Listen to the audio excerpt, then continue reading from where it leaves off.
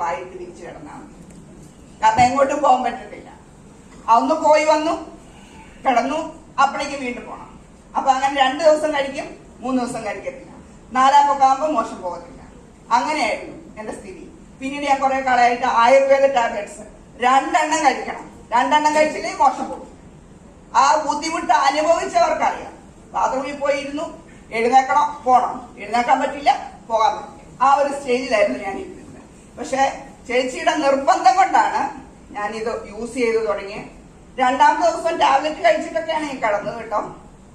രാവിലെ എഴുന്നേറ്റു, ബാത്റൂമിൽ പോയി, പോണം, ഒരു ബുദ്ധിമുട്ട്, എന്നാ നോക്കാല്ലേ, പോയി ഈസി. അപ്പൊ ടാബ്ലറ്റ് കഴിച്ചോണ്ട.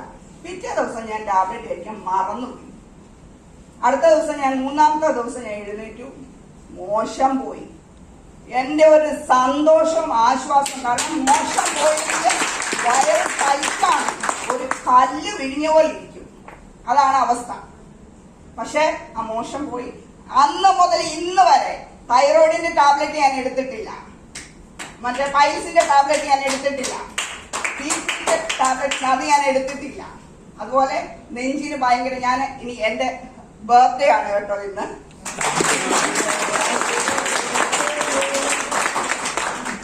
ഇവിടെ റാഫി സാർ പറയുന്നു കേട്ടോ 50 വയസ്സ് 50 വയസ്സ്. എന്നെ കണ്ട 50 വയസ്സ് പറയുമോ?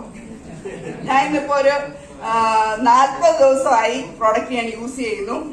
ഞാൻ ഇന്നലെ തിരുവല്ല മെഡിക്കൽ മിഷനിൽ ഒരു പേഷ്യന്റിനെ കാണാൻ പോയിരുന്നു. 3 നല്ല ഈസി ആയിട്ട് കയറി ഇറങ്ങി വന്നു. എന്റെ ഓരോ